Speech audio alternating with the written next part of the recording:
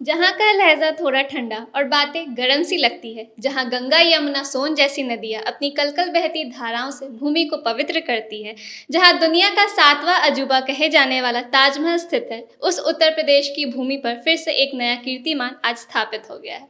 नमस्कार, मैं शिवांजलि और आप देख रहे हैं चौकस भारत। भगवान बुद्ध ईश्वर के अवतार माने जाते हैं। उनका जन्म दुनिया के कल्याण के लिए हुआ था। भारत में उन्होंने ज्ञान की प्राप्ति की और इसी धरती पर उन्होंने अंतिम सांस भी ली। उत्तर प्रदेश का कुशीनगर गौतम बुद्ध के आखिरी दिनों की सारी यादें समेटे हुए है।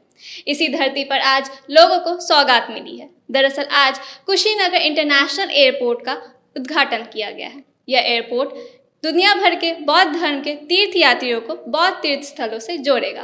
तो आइए चलते हैं और जानते हैं इस वीडियो के माध्यम से कि इस एयरपोर्ट में क्या क्या खास बातें हैं।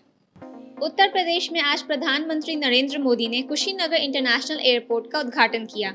यह एयरपोर्ट घरेलू और अंतर्राष्ट्रीय तीर्थ यात्रियों को भगवान बुद्ध के महापरिनिर्वाण स्थल पर जाने की सुविधा देगा। इस एयरपोर्ट के उद्घाटन के साथ उत्तर प्रदेश सबसे ज्यादा एयरपोर्ट वाला प्रदेश बन गया है। ये एयरपोर्ट एक भारत श्रेष्ठ भारत को प्रोत्साहित करेगा। 260 करोड़ रुपए की लागत से तैयार किया गया ये एयरपोर्ट लगभग 590 एकड़ क्षेत्र में फैला हुआ है और वर्ल्ड क्लास फैसिलिटीज से लैस है। इसे एयरपोर्ट्स अथॉरिटी ऑफ इंडिया ने उत्तर प्रदेश सरकार के सहयोग से बनाया है।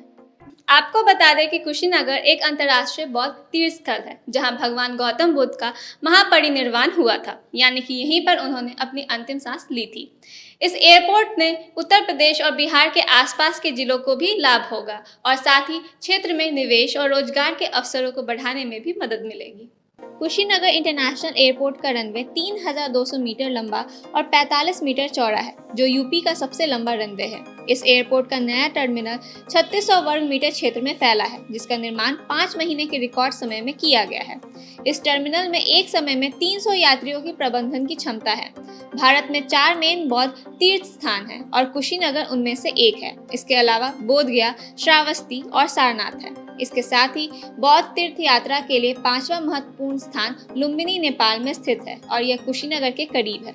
इस कुशीनगर इंटरनेशनल एयरपोर्ट से जापान, चीन, ताइवान, दक्षिण कोरिया, थाईलैंड, सिंगापुर, वियतनाम समेत दर्जनों दक्षिण पूर्व एशियाई देशों से सीधी एयर कनेक्टिविटी मिलेगी।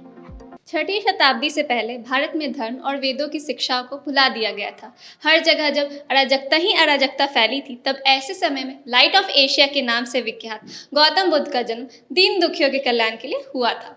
आपको बता दें कि मुख्य 4 जगहों पर बुद्ध के जीवन से सीधा संबंध रहा है। लुम्बिनी में उनका जन्म हुआ, बोधगया में उन्होंने ज्ञान की प्राप्ति की, सारनाथ में उन्होंने पहली बार उपदेश दिया और कुशीनगर में उन्होंने अंतिम सांस ली। इतिहास के पन्नों में यदि हम झांकते हैं तो हमें पता चलता है कि कुशीनगर कभी मल्ल वंश की राजधानी हुआ करती थी, जिसका जिक्र चीनी यात्री हेनसांग और फहियान के यात्रा वृत्तांतों में भी मिलता है।